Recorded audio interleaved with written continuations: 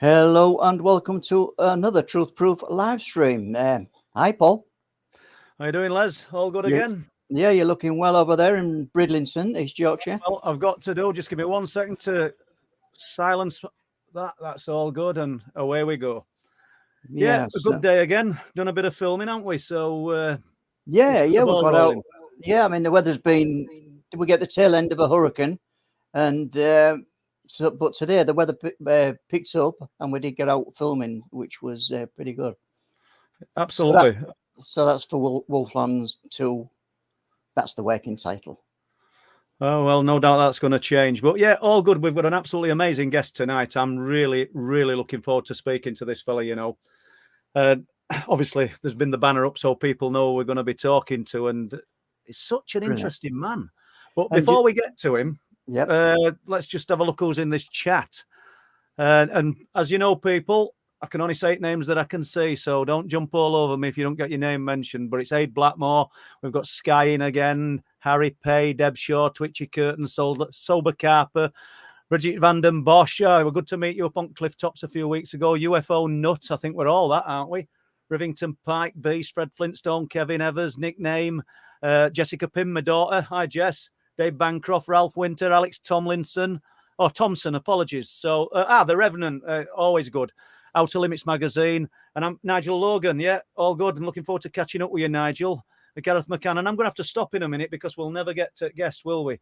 So, No, Jeremy that's brilliant. Brooks. So without further ado then, Paul, we'll bring our guest on and I'll see you probably later. Oh, and if you've got the questions, as Paul said, caps, and we'll probably bring in the questions on a little bit earlier tonight as well. Yeah, I think a bit earlier because there's a lot of people interested in speaking to this fella and getting their point over and wanting to know Daryl's opinion. So all good. Okay, well, let's welcome Daryl. Well, hiya, Daryl. Great to see you. Well, it's good to be seen, and there's a lot more of me to be seen because I've gained weight. Well, no, I think we've all done that. But just before you start, because I know that it'll be hard to stop you when you do start. For those that aren't aware, we're talking to Derrel Sims, alien hunter. You can find loads and loads about this man on the TV, on the internet. It's all there. Investigator of phenomena that doesn't quite fit the norm. Former military police officer, ex-CIA operative, author of several books, and including Alien Hunter, Evidence in Light. And I could go on, but I'm not going to do because I'll be here for half an hour. So, Daryl, welcome to Truth Proof. Well, I'm delighted to be here, and I tell you, I've been looking at some of the guest lists that are on here. I'm telling you, you've got a great bunch of people on this thing. We've had some amazing people on, but equally so, we've had amazing people on who've never written a book, never done anything but except do their own research. And case in point, a guy we've got on next week. But as I feel honoured to be talking to you, Daryl. I really do, because I've been sending you emails probably since about 2006, 2008. That's true. And unlike a lot of people in the subject, you've always replied and you've always give me great advice or helped whenever you could. And I'm assuming you're like that with everybody you treat people as you find them, do you? I do. I enjoy. I love people. My wife says I've never seen anybody that loves people as much as you, and I said, well, they're my species. Yeah, that's true. So let's kind of jump into it, and if you don't mind, can we wind back right to 1952? Unless you want to give us a little bit of a breakdown on you before that, to the people, and to the age of 4, and where it all began. Certainly, I think a little bit of a background. I'm a former military police officer, senior military police officer. I volunteered during the Vietnam War to go to the war effort, and then was taken out of the United States Army and placed in the Central Intelligence Agency. It's called sheep dipping, and basically they dip into the sheep and pick out what they want, and that's how I ended up in the CIA for 3 years. So, long story short, I didn't have. I did real well there in the CIA and all that, and learning the trade craft and so on. But I did have some disagreements toward the end of my term there. And as a result, we did not part on best terms. And I ended up being exiled out of the continental United States to Ashcom, Korea, and placed back into the military. So didn't end up on the best terms with the CIA. Still having some problems with them because I don't like some of the stuff they do. And hiding UFO information that is not the classified stuff that it would involve state secrets is a crime against humanity, in my opinion. But one thing that I think everybody knows who's either watched you or knows you is that you're not afraid to say that either. You just said it, but you'd say it to the faces. It doesn't bother me to tell the truth to people. The truth never hurts anybody. It's the lies that rip us all apart. Very true. So where it began for you then, winding back a lot of years, age, what were you, 4 years old? I was 4 years old, 1952. The experience, and I kind of need to say this in advance to kind of set the stage. Yeah. In my investigation, because anybody talks to me is going to run into this, and so you might as well know it up front. The Supreme Court of my investigations is what I call my 7 hats. These are hats that I wear, and I'll go through them very briefly, and they're very important for your audience. The UFO hat is a hat everybody has. The problem is it often gets fooled. I mean, we have been hoodwinked big time for the last 50 years, from the intelligence world to fake people in the UFO world and everything else. So the UFO hat's a fun hat to wear, but it's not a good hat to investigate with. The second hat I have is the cop hat, which is obviously based on policing skills and my being a private investigator for 40 years. It's much more coherent. It doesn't necessarily believe your story. It just is interested in the facts. And that's the big one. As I progress into UFO work, obviously my medical hat becomes apparent. We've conducted 27 surgical interventions for alien implants from India to the United States. So the medical hat's obviously a big one. It uses a different logic than the other hats. It's a Bayesian logic. It's a different system of thinking. After that is the science hat. Obviously, you pull out implants or some evidence, you have to have the science to look at it. In theory, science is based on provable, replicable evidence. Now, unfortunately, some of the science we have out there is turned into religion more than science, and they promote their beliefs rather than the evidence. The fifth hat is a really important one, and it's one of the most nefarious of all the hats, and it's the intelligence hat. That's one I wore when I was in the CIA. It wants to know really everything, what's going on beyond the cover story. The cover story is obviously a lie. It's what the alien or what the intelligence community wants you to know, but it's not necessarily the truth, and often isn't. This sixth hat I have is a Native American, Irish, Celtic, Scottish hat. Basically, it involves the historical use of all those techniques from the First Nation skills, and it looks for signs versus clues, so to speak. The last hat, of course, is one that almost no one uses in this field, but is, in my opinion, a very important hat. It's called the spiritual hat. It can include, but is usually beyond religion, made or hosted by man, and it's more than the psychic and the intuition.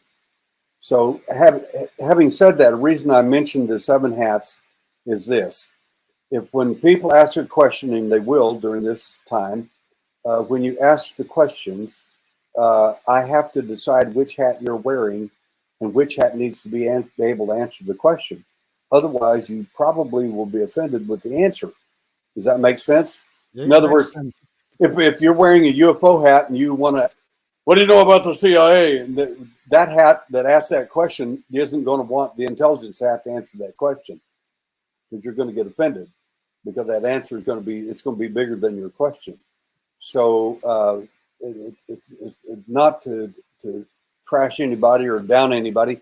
It's simply that I have to be careful how I answer because these answers, and again, a lot of the whether a person agrees or disagrees with you is not really based on the evidence. It's often really based on the hat they're wearing. Can that hat deal with the answer? And so there again is some of the problems, so to speak. So. Do you feel then that a lot of the people within the UFO community are fixed in that pigeonhole in that box, and they're not able to move out of it?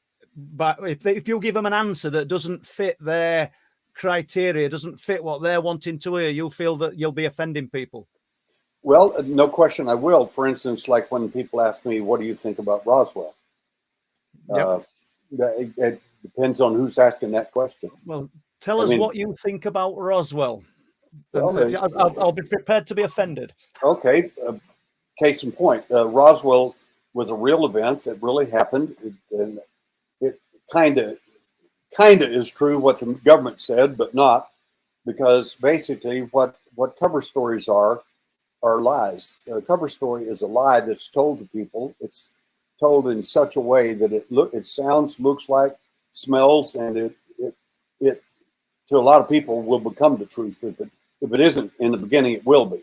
In other words, Roswell was a okay. They told the truth from day one. We found a crashed disc. That was true. But as soon as the generals and others found out that the public information officer had put that information out, they freaked out completely and said, "You told what?" And so they came back and said, "What we really found was a weather balloon, and here's the pieces of it."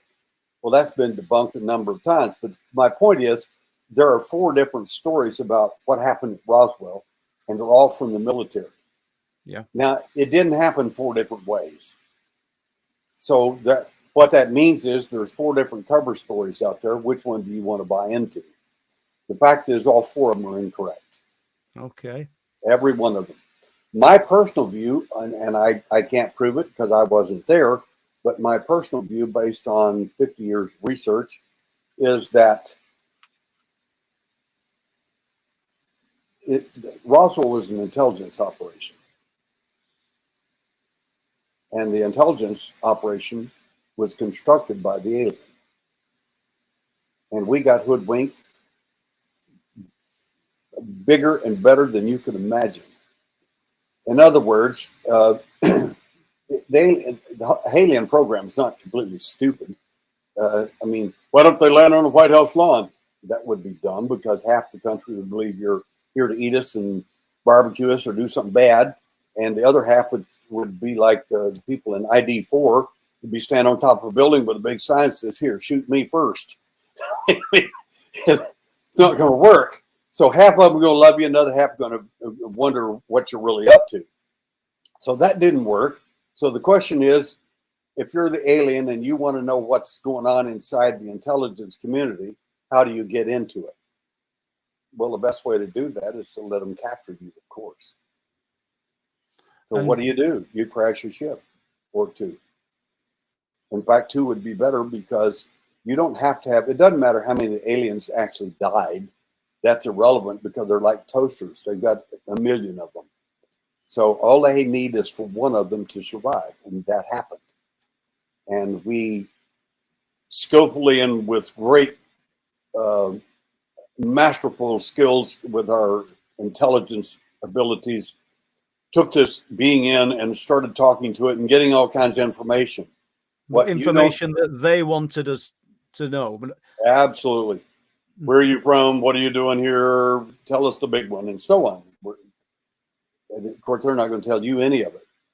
But the problem was, there's not an abductee out there that doesn't know that what I'm fixing to tell you to be totally true.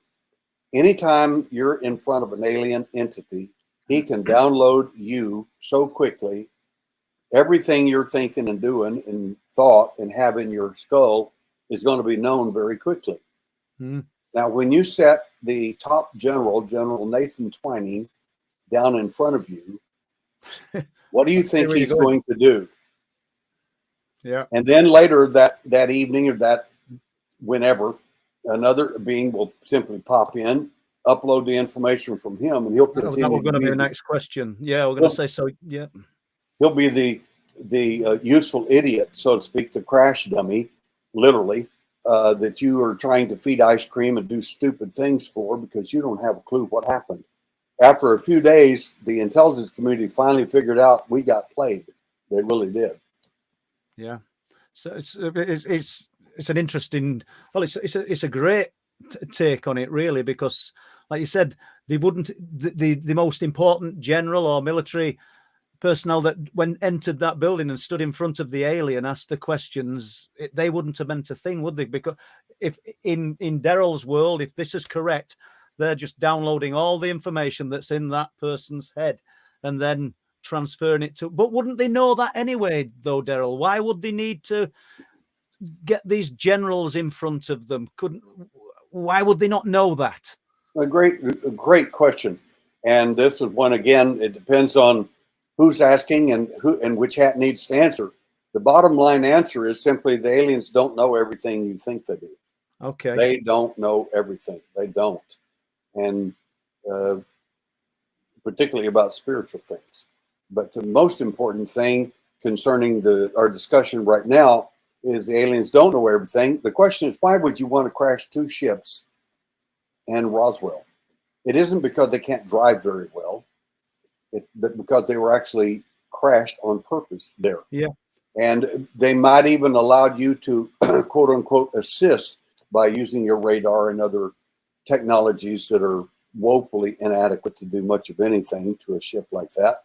But anyway, you might have thought you actually brought it down yourself, and that would even be better as far as intelligence view. Your analogy is actually a good one, because it kind of counters a lot of people that skeptically minded would say these things can traverse the vast distances of the galaxy and then they suddenly crash when they get into our atmosphere. I don't quite believe it. So Derrel Sims is saying no, they planned that, and it's worth considering that, isn't it? Definitely. Well, the big question is, why Roswell? Well, Roswell is the first nuclear bomb wing in the entire world.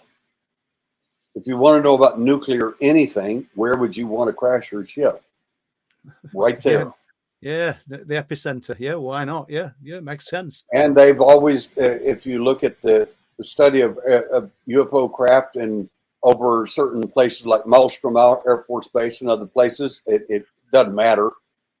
Wherever, either upwind or downwind from your nuke sites, you're going to find UFOs, and you're going to find them intervening. And the fact is, they are very, very worried about your nuclear capabilities. Not just because you have nukes, you can blow something up, but they have another agenda. We need to be using a different hat, not a UFO hat, to ask the question, what do they want to know about our nukes for? Because your UFO hat's going to say, oh, because they don't want to ruin the planet. That's why. Well, what if you had 6 other hats that asked that question or answered it? They might have different answers. Right. Yeah. Do you know? I know I kind of started this off saying let's sort of backtrack to 1952, but I'm interested because I know that you'll have your own answer to this. What do they want from us, Derrel? They'll never tell you. That's never going to happen. But after all of the years that you've been researching, have you got your own take on what you think they might want? I mean, I don't think they know what emotion is. They seem pretty devoid of emotion and the human traits that can't be cut out with a scalpel, should we say. I would love to know your take on that.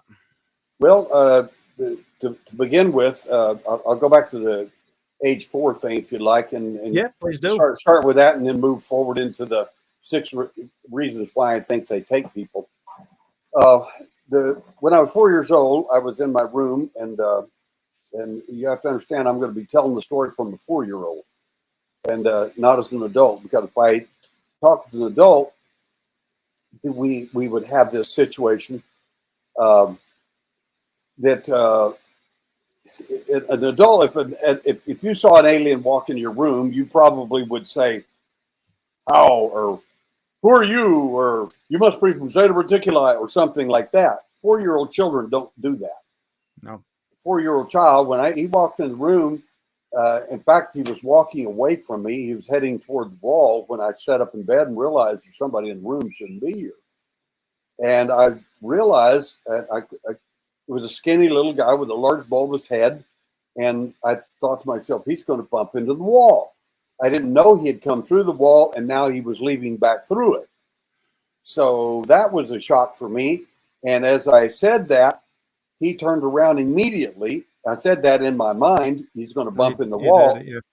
He overheard every word I said. And I heard for the first time in my head, someone talking in my head besides my voice. And it said, "It's awake." And at that point, I realized he's talking about me, because I'd never heard any other voice in my head other than me talking to myself. Yeah. So that was the first big shocker for me. And he looked at me and he turned around and he had these large black eyes that were 100%. They were 1.5 inches across. They were perfectly round, not the elliptical version of the Hollywood alien, but literally something quite different. And people often ask the question, why did he have different shaped eyes? And I said, because it was a different model. And we'll talk about that later. It's not a race. It's not. These are not 7 races of aliens we're looking at here. There's 7 models made for a particular reason. But anyway, as I looked at him, again, a little kid, I'm wrapped up in my covers. It's freezing cold. It's winter. He hadn't got any clothes on at all. And I'm like, it's cold out there. He's going to freeze. And I looked and I realized he didn't have any clothes. I went from his eyes down to his nose. He didn't have much of a nose, if any, just a couple little holes and a little slit for a mouth that he never spoke out of. And then I realized he didn't have any mammary glands. He didn't have a belly button. And he didn't have a TT. Now, that doesn't sound very profound, but for a 4-year-old child, it was, because I have all of those things. Why doesn't he? And I'm asking myself the question, where is his belly button? Where is his TT? What's wrong with this guy? And I can't figure it out. And at that point, he made a movement toward it. I wasn't afraid, wasn't scared, wasn't paralyzed, wasn't anything. And this, I'm telling you the story exactly the way it happened, because this is extremely relevant to take off your UFO hat and put on an investigator hat real quick and listen carefully to what I'm saying. I saw him, and as he moved toward me, immediately a fear hit me that was so incredible, it paralyzed me. I mean, I fell back on the bed. I mean, I've never felt fear like that in my entire life. So the question, as I got older in life, asked the question, how does that happen? Well, it's not hard to figure out once you've handled tens of thousands of cases worldwide. And I realized he's transferred his fear to me. He lives in a life of fear. The problem with us as human beings with our little UFO hat on is we try to apply human logic to the alien, and it won't work, because they don't live in a world like you. They don't think like you. In fact, your thinking to them is an infestation at best. So they don't want to know what you know. They don't care about your science. They don't care about any of that. It's irrelevant. So, excuse me, they're here for their purpose. Excuse me. They're here for their, whatever they're sent here to do. They're here to literally get that information, and excuse me, to process that in some particular way. So as I that fear hit me, I'd never felt any fear like that. 4-year-old children don't have fear like that. They don't know what you're talking about. But it's a method of control, and it also allows him to feel a drug-like state, because he no longer is in that fear when he transfers it to you. So that's pretty powerful stuff for him to do. But it's also a huge control mechanism for him to control you. As I fell back on the bed and pushed as hard as I could against the wall, my little bed's parted. It's a little small bed, like a cot. and it pushed apart from the wall, and I fell on the floor. At that point, half of me fell on the floor from the head to the waist, and I'm wrapped up in the covers. And at that point, I really was freaked out. And then it was a kid's worst nightmare, because imagine there being monsters in your room, right? As a kid, and there aren't any, of course. And then all of a sudden you fall on the bed, under the bed, and you're on the far side of the bed next to the wall. And then the monster that doesn't exist lifts up the covers of the bed underneath the covers and starts coming towards you with those large black eyes and that big bulbous head. And at that point, he changed my visual representation of him into that of a white-faced, red-haired clown. And I kept shaking my head back and forth. No, no, no, no. I wanted to remember him for what he was, not for what he wanted me to think I was going to be left with as a screen memory. So I was able and I did not know this until later abductions, that I was at that point, for whatever reason, was allowed to keep myself in the quote unquote abducted state, the hypnotic like state they put you in so they can manipulate imagery or anything, suggest anything to you, and you buy into it. And the other aspect was I was completely awake at the same time, experiencing both at the same time. That's why I kept seeing him for what he was versus what he was projecting the image of him toward me. So that's real important to mention that to your audience, because that skill, which, believe it or not, is actually a trainable skill, that skill I learned quite accidentally, however that happened. I used later in other abduction events. I had about 10 events that went on until I was age 17, and those events ended violently at age 17. And that was the end of my abduction scenarios. But that same skill I used in other events so that I could still hear what they were actually talking about. It's really interesting. What they tell you, or they don't be afraid, we won't harm you, or whatever their narrative is to you, that's not what they're saying to each other. No. They have a whole conversation going on you don't know anything about. And so I was able to overhear, literally to spy on the alien during those 10 years in my abductions, because I got to hear what they were actually saying. And I'll tell you about one of those if you want in my abduction at age 12. Do you think the clown that it were trying to impress upon you in your mind or visually, do you think that were representative of the 1950s? Has that changed as you've been listening to other people's abduction accounts over the years? I know I've just taken it away from your childhood temporarily, but I'm just interested whether No, that's a wonderful question, and all questions are valid in this phenomenon, in my opinion. First of all, he didn't shapeshift. No. There's a difference between shapeshifting and projecting an image on someone's mind. He did not shapeshift. I kept popping back and forth, seeing him for who he was, and so I was able to use both abilities. But the clown image is so profound. When I went to Brazil years ago, the first time, about 20 years ago, I had a lady I met there who later became my daughter-in-law. She was an abductee and had severe phobia of clowns. Many abductees do, and they have no idea why. They find the clown image extremely uncomfortable. But anyway, we were out in a big field, a bunch of us. It's a gigantic field, and they were having like parades and all kinds of fun things out there, and a bunch of UFO people out there. And there were half a dozen clowns coming toward us, and I kept her looking at me, and then as they went past, I would have her turn, and I would get behind so she would never see the clowns. Unfortunately, she turned at one point, and one of them was in her face, and she screamed bloody murder. I mean, she completely lost it totally.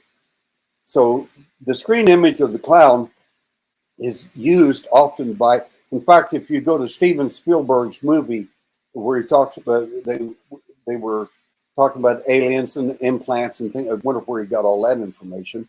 If you look at his film on the implants and things that were going on, look in the woods and you'll see a clown with red hair and white skin out there in the woods looking at you. It's really fascinating. Where do you think they got all this information? They do the research, and they get it from us. They do. So, but the answer to your question is that the only image? Of course not. The fact is they use Casper the Friendly Ghost. Notice he's pure white with large black eyes. They use the Michelin Tire Man, large black eyes, pure white. They use images of a wolf or a elk, deer, and so on. All of them, owls, all of them large black eyes. That's the key. I'd just like to, for myself, really, it's not a question either. Awakening, I spoke about my own experiences, and I'll keep it brief because this is about Derrel Sims, but I'm just curious for your views on this. 5 or 6 years old, woke up, back bedroom of this property.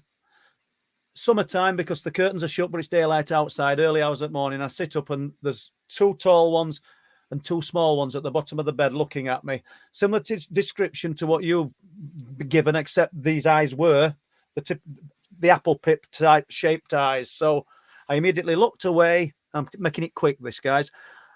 Little boy, no sense of time, but it seemed like a long time. When I turned back, I was looking at a row of people from Mum and Dad's wedding album. Thank you. And I'll just briefly tell you, Daryl, we were a pretty poor family. We didn't have loads of books, but I'd seen this picture. And I always thought these buggers, these things had looked through my thoughts and given me something that I could relate to. What your views on that? Brilliant question and brilliant observation on your part, because they use images to make you comfortable with their abduction. And if they can, they will. Some of my abductees will. I've got pictures people have drawn and sent me of me years before they met me, and they were given strict instructions never give information to this man. Right. And they had this drawing me with mustache and the whole 9 yards. And when I went to Istanbul, Turkey, the first time, 23 years ago, about 100 people were standing around answering questions. After I finished with all them, the lady was sitting there for the longest time. And I said, you have any questions you'd like to ask that I can help you with? And she said, I just want to tell you that I had this strange dream about you last night. And I said, well, I was on an airplane on the way here. And she said, yes. She said, the strange dream, you'll like this one, Paul. She said, you were with this large tiger and these giant snakes and with these wild cats. And I couldn't figure out why would I have a dream like that? That's because somebody's making you comfortable with me. She said, what do you mean? I said, I actually own a Bengal tiger, a mountain lion, and 3 giant pythons, 18 feet long. Yeah, which I know you do. Oh, you did. Yeah, it's fascinating that the things that these other intelligences can do. And I don't know whether you want to stay with childhood or move away from that. And it got you onto the research that you do now. Did you always look into this privately? When did you start doing it for a living, Daryl? And I don't mean monetary wise. I do not mean monetary wise. When did you kind of jump from I've just got a mild interest in this because of the things that have happened to me through childhood to I'm going to throw myself into it? Well, my events went on till I was age 17 and ended violently. And what threw me into the UFO world, literally, was when I got married. I had a son, 6 years old, and we were living on a property on 4 acres, some distance away from everybody. And in the middle of the night, I set up, and I knew that feeling exactly. Many of your abductees, contactees can understand it perfectly. You can sense when they're there or when they're coming. You get shaky, you get scared, or you realize something. Oh my gosh, they're coming back. They're coming back, and there they are. And I sat up in the middle of the bed immediately, and I realized they're here. And that bothered me because it wasn't an abduction experience involving me. And I ran through the house in the dark, past my son's bedroom, because I knew he wasn't even in there. And sure enough, he was standing in the hallway, in the kitchen area, looking out the back door, the glass door, in a deep trance. I watched him for quite a while, and I said, "David, what are you looking at?" And he said, in a deep trance, "a little red light." Well, of course, there is no red light. That's a screen image they gave to him to focus him so that they could leave. And my wife walks in 2:30 in the morning while I'm talking to my son in a deep trance. And she looks at him, looks at me, looks at him, and looks back at me and says, "What's going on?" I had never told her about my abductions. And now it's happening to my son. So I had to tell her in the middle of the night what was going on. The horrific part of that is that my son was so traumatized by that event that, unbeknownst to us until later, fortunately we didn't find out in a negative way, he rigged up a bow and arrow with a large broadhead razor sharp arrow on the tip of this setup.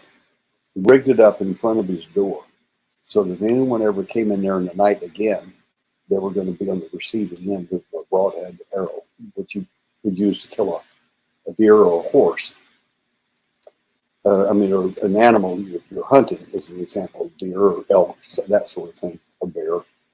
So anyway, if we had accidentally opened that door, we'd have gotten shot. It's that simple.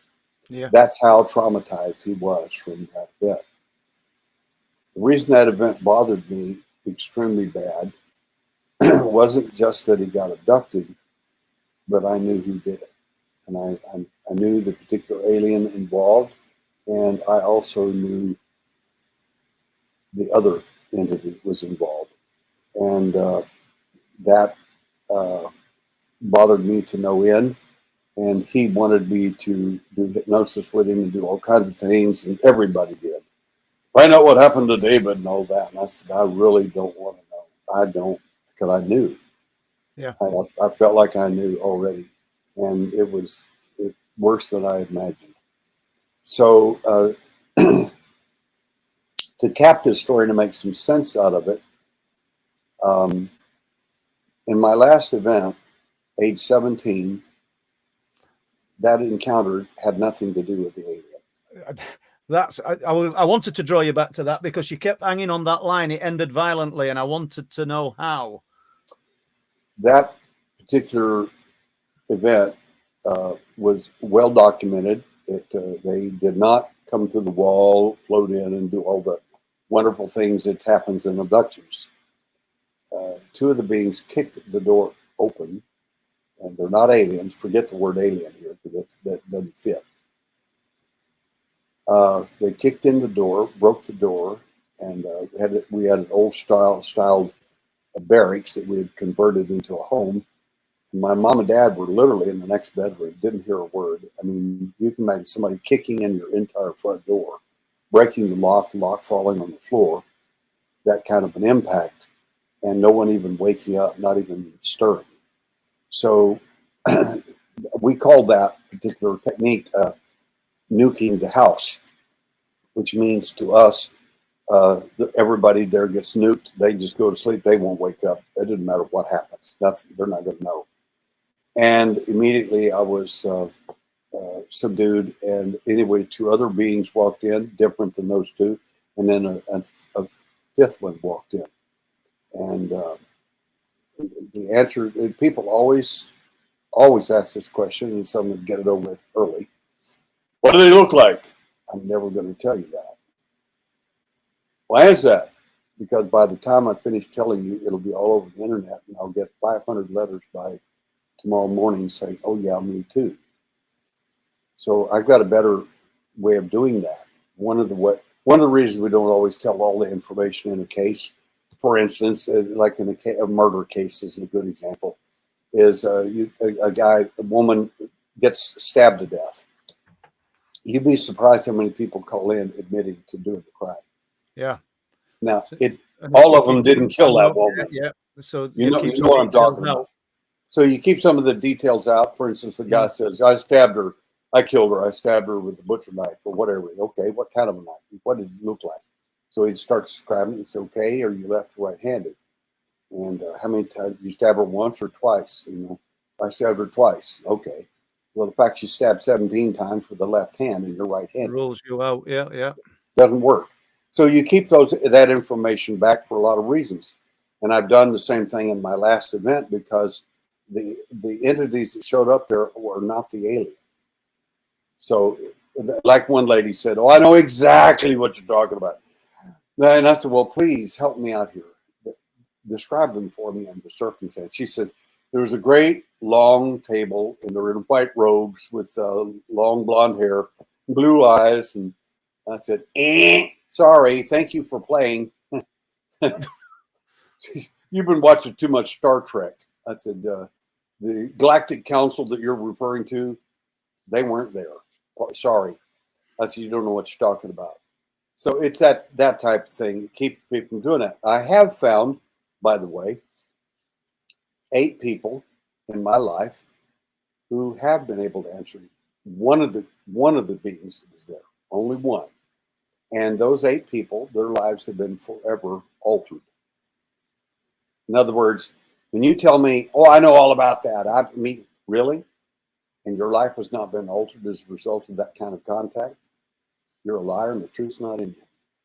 Yeah. But I'm telling you, what these guys do has, forget the word alien, it's going to be far different than anything you can imagine. So, anyway, long story short, I'll give you a hint. The 7 aliens that we're looking at, the little gray, the taller gray, the one referred to as the doctor, the little gray's got an IQ of about 80. He's not much more than a moron. And that I'm not being pejorative here. I'm simply telling you the facts. And again, depending on which hat you're wearing, where you're going to be able to handle that or not. The second gray, the taller one, he's a lot smarter than that guy. And he's made that way on purpose. If there's any cutting going to be done on you, like implants or something like that, he's the one that's going to do it. Then there's a reptile being. Then there's a Nordic being. There's a praying mantis being that's got an IQ of about 180, really smart. And then you've got this Bigfoot. You say, well, they're all different. They're all different races. No, they're not. We've seen them on board the same craft at the same time, all lined up in front of the boss. I was just going to say, who's controlling? Who's the controlling power here? The important thing is that 7 entities I just described, they're all models. They are not races of aliens, in my opinion. They are models. The models are made, hatched, cloned, and manufactured for the purpose of making you and me and everyone else in the intelligence community, and I think it worked, believe they're aliens from other planets. Now, it doesn't mean there aren't aliens from other planets and that there may be, according to the ancient literature in the Rig Veda and other ancient literature in India, there are 100,000 races of aliens out there. Hey, I don't know. I haven't met them all. But I met enough with these other guys to know what's real and what's not. The guys that showed up in my last event, those are the guys that hatched, cloned, made, and manufactured them. So there's 2 groups that we need to be talking about. And one group no one ever talks about because, well, nobody knows anything about them. So therefore, well, let's talk about the aliens. Well, the aliens are, okay, let's talk about the aliens then. There's a lot there to say. But the bottom line is that the alien is remarkably well designed to do certain things. One of them is to abduct you. If the gray alien comes in, often he'll put your clothes on inside out or backwards. He may put you in the wrong room, the wrong car, in your backyard, because he makes mistakes. He does. He makes mistakes. He's made that way. That's just the way it is. But they have other skills that they have that are really remarkable. Like one of them is developing screen images and screen memories. Like one lady told me, it's a dear friend of mine out in California. She said, she told me this story, and said, I heard this knock on the door, and I said, okay, I'm familiar with their home, 2-story, really nice place. And she said, I knock on the door, and I'll open the door, and there was my dad. And I said, what's wrong with that? And she said, well, it's 3 o'clock in the morning, and he's dead. I said, give you any impression that there might be something else going on in this story? And she said, yeah. And I said, what did you do, sweetie? And she said, well, I went with him, of course. I said, that would not have been my first choice. But anyway, we laughed about it. And I said, there's just a couple of things I'd like to ask. I'm going to put my cop hat on if you don't mind. She said, go ahead. I said, I've been in your home. How in the world did you wake up upstairs, someone gently knocking on the door downstairs? How does that happen in a 2-story home? She said, that's weird. I said, your daughter didn't wake up, none of the other people in the house, your husband, nobody, just you. She said, I said, you're the only one that's supposed to wake up, sweetie. And I said, anybody else ever knocked on your door in the middle of the night? She said, yeah, a 3-foot owl. A 3-foot owl knocking on your door. Okay. So they have this remarkable ability to create these screened images, and a screen, again, to make you trust them. In other words, her dead, deceased dad, would that be okay? Yeah, because she loves her dead, deceased dad. So these are just tools to manipulate you with. That's basically it. The wedding album people that I saw as a little boy, the people couldn't be better. Jumping slightly from this, what about other aspects of the unexplained then? People who look into ghosts and poltergeists.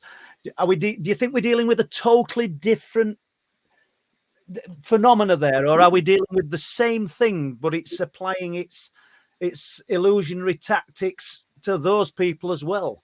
Oh, I think all of the above. First of all, we tend to, if we only have a hammer or a UFO hat, whichever, we tend to see everything as a nail, or we have a direct, simple explanation for it. And recently, a group of people asked me to come. One of their speakers couldn't show up and said, would you come speak? And I said, that's a ghost conference. And they said, yeah, we're one of the biggest ghost conferences here in Texas. And I said, I'm a UFO guy. You guys think we're nuts. We think you guys are probably nuts. And they laughed and they said, yeah. And I said, well, I don't think that about anybody, but generally speaking, that's the way a lot of it's viewed. And she said, that's true. And she said, would you come anyway? And I said, yes, ma'am, but I hope I can give you something worthwhile. I don't want to come there and just bore you. And so I did a presentation called Ghost, Aliens, Demons, and Angels, and the signatures of all 4 of them, so that you could tell the difference. Now, here's the problem. If you're only wearing a UFO hat or a ghost hat or whatever hat you wear, that's what it's going to be. There aren't going to be an alien, it's going to be ghosts, and so on. And that's just the way it works. Or if you see something that looks like a ghost and doesn't look like an alien, it has to be a ghost. It had to be. I mean, this is just the way people think. Yeah. And if you don't have any other hats to wear, you can't think anything else, because that's the answer. And that's why I have 7 different hats that look at any event I look at. I don't care what I'm looking at, an alien or anything else, or information. Those 7 hats go into play automatically. They don't all agree with each other. They just have 7 different points of view, which gives me 14 sets of eyes to look at anything with. I consider that an advantage. Do you find that causes conflict within the UFO community when you go to conferences and things, because some people are just so fixed in their pigeonholed in their box of this, everything's nuts and bolts UFOs and we can't possibly step out of it? Well, certainly, and I'll give you an example, and I don't mean to, again, to cause an argument or be pejorative here, or to be ugly in any way, because these are different points of view, and I respect different points of view. I enjoin people that offer other points of view to me. I don't know everything. If I did, I'd be telling you everything. I don't know everything. What I do know, I'll be glad to share. But the fact is, I don't know everything. So I don't know what I don't know. So when I find it out and hear it, I like, again, those 7 hats, look at it very carefully. It's good stuff. So the bottom line is this. When I was at a conference, a lady looked at me and said, well, you know, you're wrong about the alien. You know, I said, well, you know, I said, I think people are going to pigeonhole me into, he doesn't like the aliens, he hates them, whatever. You know, I said, it's interesting how people can figure out what my views are and never even ask. I said, like they're psychic or something, they already know all the answers. I said, I have a real problem with that. I said, so I don't, that is not my viewpoint, and it's not the way I think. And the fact is, literally, you don't know what I think. I said, so I'm going to help you out. I said, the fact is that the alien is simply, well, her view is that aliens were educating young star children and things like that. Yeah. And I said, well, God bless America. I'm glad people are getting a better education than what they're getting in school now, especially in the United States, because a lot of them are failing at math and spelling, and you can't even read. I said, so here's the deal. I said, what you don't understand is the alien isn't teaching anything that you can't learn yourself. What do you mean? I said, the physics they're teaching these kids that you think is so great. She says, yes. That's our physics. Why aren't they teaching their physics to these kids? Why don't they teach one of those kids how to build a UFO or explore who the alien truly is? Why do you suppose that is never taught or discussed? Well, she got quiet. Contained. I said, so that's number one. I said, you need to investigate what's exactly being taught and why, and what isn't being taught. What isn't being taught is kind of huge. I said, second thing is, I said, when you say the aliens are here to save the planet, fix it on hold, and do all these wonderful things, I'd like to know when they're going to get started. They've been here for, 10, 12,000 years and haven't done that yet. Makes me wonder what's really going on. So the second thing I said is, I tossed 2 thick documents out on the table. I said, just in case somebody wants to question me at length, I brought autopsy reports and human mutilation cases for those that would like to look at them. I said, I don't ever present those publicly. I usually present them to people in the medical field because that's generally the only people that want to hear or know anything about that. I said, to me, all evidence, good, bad, and whatever, is important because that tells the UFO story. And if we're only looking at certain evidence, we by default and by the nature of how we look at this phenomena, colors and jades a great deal of it. And I said, I have to look at all evidence. I said, I said, I'll just give you three illustrations. One is said there's a lady in Brazil who was skinned alive, an elderly woman skinned alive in her own bed. Not one drop of blood was found, but she was completely skinned and she was alive when it happened. What kind of science do you suppose the alien needed to do that for? And isn't it interesting that kind of doesn't mean anything unless it's your mother? Mm. I said, so until you make things personal, nothing makes any sense to me.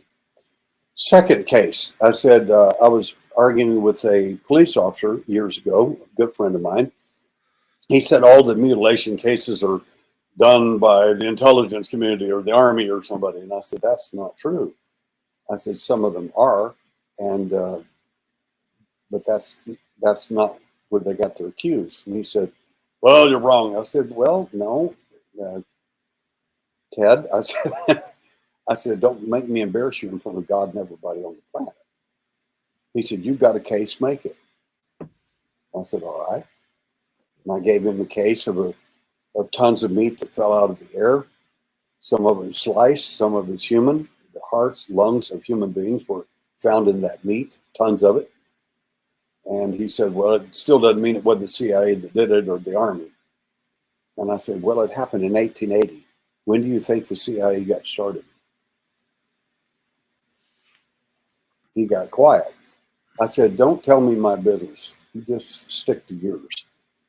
And the third case I want to give everybody, I said, I've got 2 young children in Dallas, Texas that died as a result of their abduction case. I said, the mother was in the other room while she heard them screaming. I said, I have brought their autopsy reports in case you want to see these 2 young children. And nobody dared open those files. And anyway, as I laid him on the table there, I said, the mother looked at me and said, Mr. Sims, of all the people at these conferences that say they're here to save the planet and fix those on hold, do all these wonderful things, who speaks for me and my 2 children? And I said, I will. I said, so I have to look at all evidence. I can't look at the good things they do. It depends. I said, these are just programs. The mutilation is a program. The teaching your kid, making him smarter, that's a program. They're just programs. I said, we've got a Nordic being that loves, that people see him, they just adore him. It's the same Nordic being that mutilated another one of our abductees. We're just a commodity, and everything's to their own end. They're just doing their job. They're models. They are not aliens from other planets.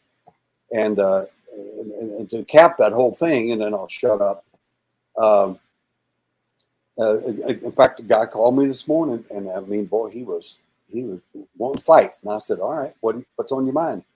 Well, you're wrong about all this. And he's a scientist. He said that these aliens, they were doing this, they did that. And I said, well, that's a good viewpoint. Good. I don't care. Believe whatever you want to. It's like the length of your hair. You cut it short or let it grow long. I don't care.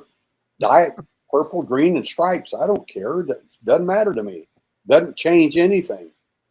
He said, well, what do you think? And I said, well, I think these are models. They're in fact not. I said, if you go to the Chevy Corporation and look at the low end of their car, a little Chevette down there, that's the gray alien. If you look at the high end, down at the other end, the Nordic being, so to speak, the Corvette Stingray, that's the high end, but they're all models. Make no mistake about that. He said, what do you mean? He's a scientist, so he's got his science hat on. I said, what makes you think it's a science problem? That's where you're going wrong to begin with.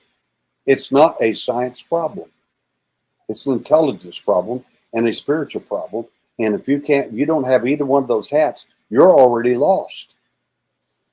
You're going to be lost for 50 years. You're not going to have a clue for 50 years.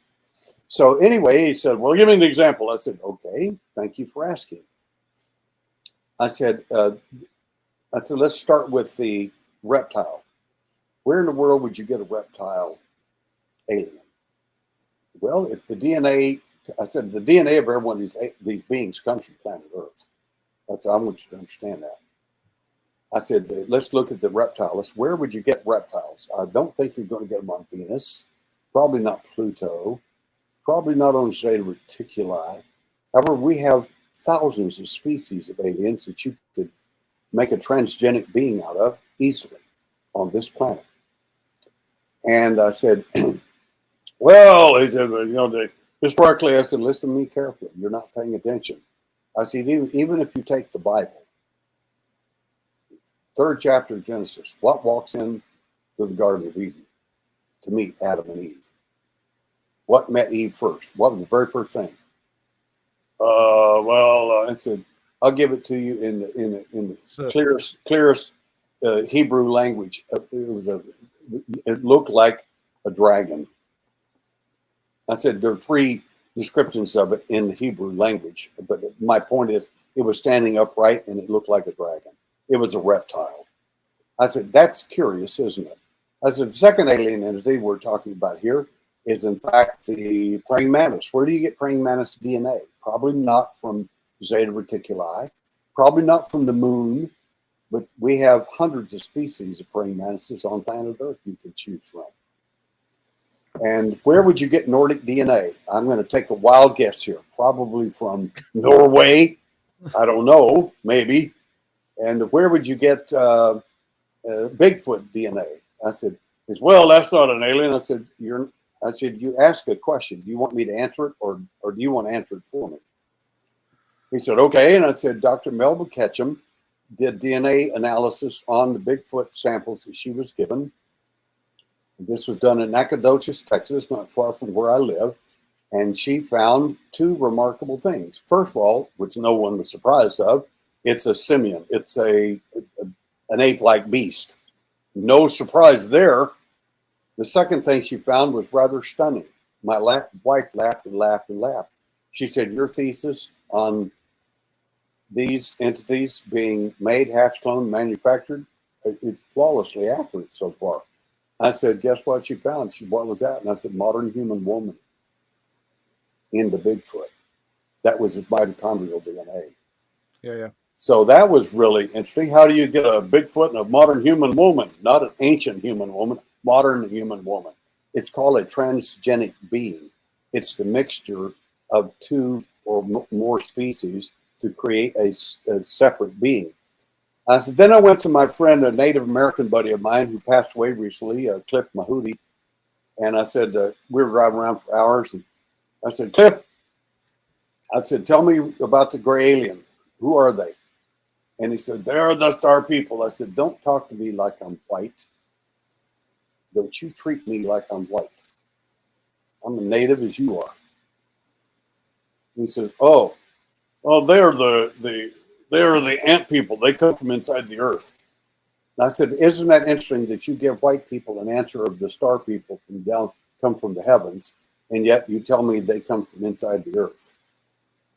The point is, all seven of them, the DNA can be traced back to here, to this planet. Yeah. The question one has to ask, in my view, with these 14 sets of eyes and 7 hats, who made, hatched, cloned, and manufactured them for what purpose? Well, obviously, it's to make everybody think they're aliens from other planets. It doesn't mean there aren't aliens from other planets. There may be a million of them. I don't know. But I'm telling you, these 7 are not. Okay. We've been played. Played big time. Yeah. So, Daryl, before we move on, because I'm assuming by seeing Les here, we've got some questions. Are you good for some questions, Daryl? Absolutely. Fire away. Okay, well, thanks for that, Daryl, Paul. And before I start with the questions, I'm just going to put Lee Roscoe's £20 super chat donation to the channel. Thanks, Lee, for that donation. And you came in with a question, so I've got to read the question out because he said he couldn't fit it in the chat box. I'll read it out from here. Right. So the question from Lee Roscoe, Daryl, is: hi, Daryl. Great to meet you at the expo, and a fantastic speech, by the way. There was a part of your speech where you removed a worm from an abductee ear. There was a woman in Oz a few months ago on the news, and they removed a worm from her brain. The doctor said she had eaten something that a snake had laid its eggs on. What do you think about this story, or have you come across anything like this before in the brain? I have a couple of medical cases where there was a woman that we saw this on TV on a medical show one day. It was really funny. She kept going to this doctor, telling her she felt something weird in her head. And of course, they thought she was 100% nuts because there was nothing wrong with her head. And finally, her husband, after taking her to the doctor about a dozen times, says, "Doctor, come in here, please." And they move her hair back on top of her head, and there's these little bubbles coming out of her head. And the doctor, like, "What?" And he looked, and there was a little worm stuck its head out of the hole. And what had happened is something like certain types of flies will penetrate the skin, and usually it's on the back, and they're usually in the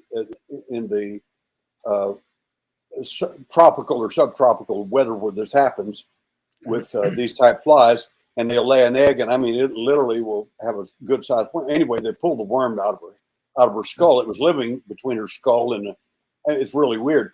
A worm being in someone's head, is that possible? Absolutely true. The difference between what I was illustrating, that the implant that was removed out of my daughter-in-law's ear, the alien removed it, and not really the alien. That's because there were two groups of entities, actually three, present when that happened. And it's a long story I could tell, but I'm making it short here for the answer to your question. What they pulled out of her, it was, number one, is fascinating. They asked permission to do this, and she wouldn't give it to them. And they brought on somebody bigger, and they brought on somebody bigger and more impressive. And they tried to mimic my son, his cologne, his voice, everything, to get her to agree to this. And finally, she finally agrees. And they removed this. Blood came out of her ear, and they removed this worm-like, very thin, about 6 inches long, and absolutely stunning. It was an alien implant. It's what I've been telling people since 1994, and people are not listening. They're hearing what they want to hear. They have their UFO hats on. When you say alien implant, everybody always thinks a metal object inside a biological cocoon, and that's what it is. That's not true. That's what you think it is. The biology is what you need to be looking at. And in that case, they took that because they were scared to death I was going to find it. Right. Brilliant. Oh, that answers Lee's question in part. Yeah, so that's thank you, Daryl. I've got a question which I will put on the screen from Shane Roberts. Yeah, well, I'll read it if you want. Paul, can you ask Daryl, after watching one of his documentaries, he states that he thinks the Pleiadian race are a threat towards us, considering there's lots of human contact and all good. I think there's a bit on end of that. So you're stating, if we're to take what Shane's saying, that the Pleiadian race are a threat towards us, and I think Shane's saying that there's a lot of people saying that these are a good alien race. Have you got any views? Yeah, I've got two comments about that. Number one is, most people that are engaging in this discussion are, in my opinion, probably fairly young or fairly new at the UFO community. I'm older than dirt, and I've been here. I remember when a lot of these superstars who are in the UFO community were nobody, like me. So my point is that Billy Meyer was one of the first people that started the Pleiadian thing. And those, if you don't know anything about it, then like I said, go back and Google it. And Billy Meyer basically said that a lady named Simyaza was a beautiful Nordic type woman that talked to him, and she's a Pleiadian, like all of these beautiful Pleiadians, and are here to save the planet and all that. The only problem with his story, there are some holes in the story, needless to say, but that's neither here nor there, assuming his story is correct. So anyway, he describes the Pleiadians. And later, an offshoot group broke off from his organization and started their own group. And naturally, since it's a younger guy, he says, "I'm in charge, not him, but me." You know? And it's funny, if you don't know how some of this stuff goes on, you're really in the dark.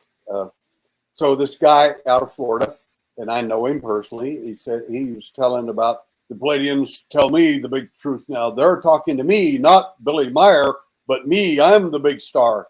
And this sounded really cool to a lot of new people, because they wanted a younger guy in charge and somebody that spoke English instead of German. And so anyway, Billy Meyer came on TV and said something stunning. I don't particularly agree with Billy Meyer. I don't agree with a lot of things that he said and did, but I thought that the thing he said was most interesting. And he said, "We knew this was going to happen, that someone was going to come along and kind of co-opt my business and try to take over in America and be the big star." He said, "There are no Pleiadians, none. There never have been. Now, most people don't know this. So he created them, and He said, yeah. he said, now the beings exist, but that's not their real name. He said, so if you're talking to beings that are calling themselves Pleiadians that you think are our guys, you're wrong, because our guys aren't Pleiadians. So now we have a problem. So which group are we talking about? If we're talking about Billy Meyer's bunch, they're not Pleiadians. And we're talking about the other guys, he calls them Pleiadians, and they claim to be the same ones that talk to Billy Meyer. So who are you going to believe? It's really interesting.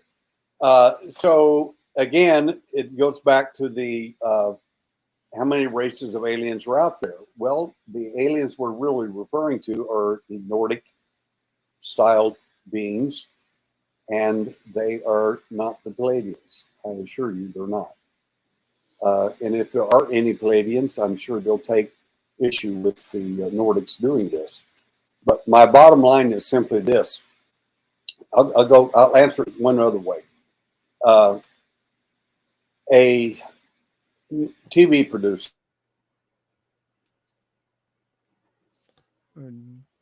3 different interviews. Had a major interview for the show, of course, and implants and all that. Second interview was Melissa Teetle interviewing me in detail and on another issue on human mutilations. And at the end, the producer was watching that very carefully, and he took me into another room privately, and then he opened up his camera and everything, and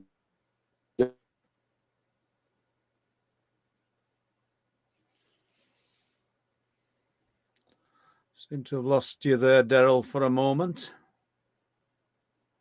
Yeah, you're frozen up, Daryl, if you can hear us. Your screen and your audio has disappeared. I'll just take him off screen for a moment. Just for a moment. We'll be back, Daryl, if you can hear us.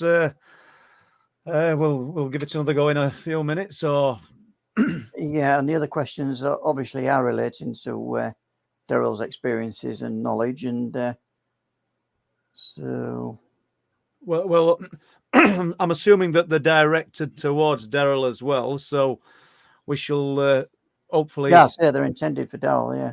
Hopefully, get him back. He's just disappeared. Maybe he's going to come back on in a moment, but I think he'll be trying to reconnect. Yeah, more than likely. Yeah. I mean, one of my questions to Daryl, I'm going to ask him as well, assuming we can get through some of these. As what of his? I mean, obviously, Daryl thinks quite differently to a lot of people about what these beings are and what they represent. And I get a feeling that he's also maybe thinking that they don't, even if we'd got the most intelligent man in the world, they wouldn't recognize it because they're so superior in and what they want from us. It wouldn't matter if we were, if they'd got Einstein in front of him or me. Do you know what? Yeah, you know what I mean? Yeah, and my take on it is that these people who Daryl has just been referring to, like academics, unlike yourself and Daryl, you've actually had real life experiences. I think he's backless. Yeah, we're going to go and bring him back on stage.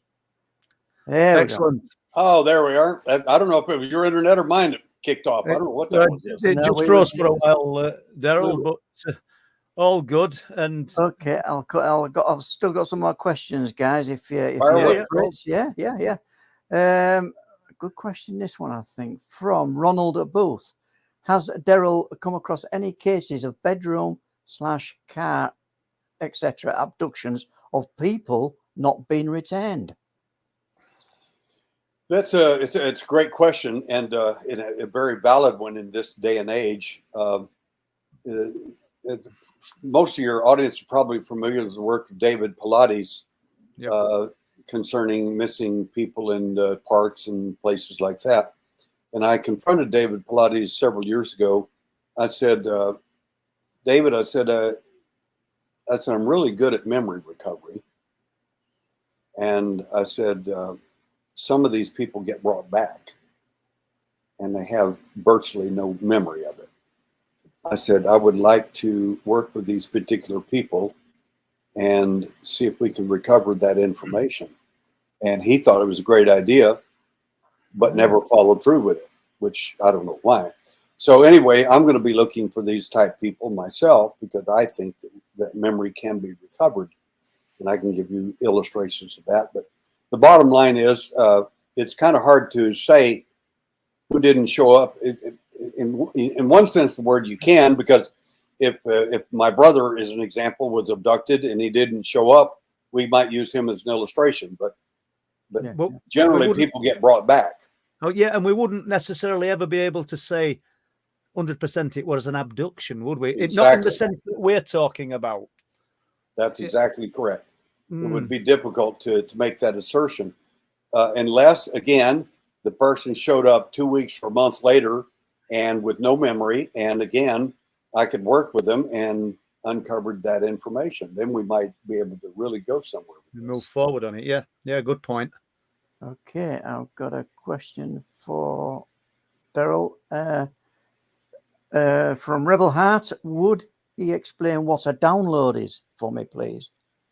A download. Okay, a download is when there is a way that the alien functions, and one of the things they do is they download information into us. I call these apps. These are alien apps, and I talked a little bit about it when I was in Manchester. In fact, I've written a book on that subject, and it will come out probably this month in a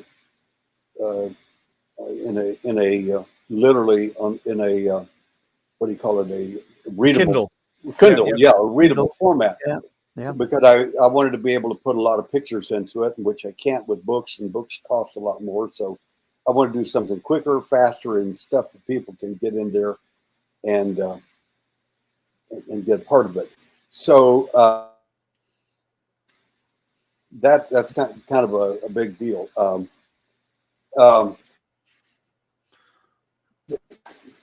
Refresh me when the download. What is a download? Download. Okay. What is the download? Yeah. The alien download.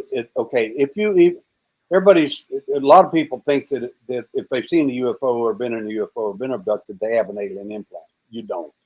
99.99% of people do not have an alien implant directly, a physical implant as a result of their abduction.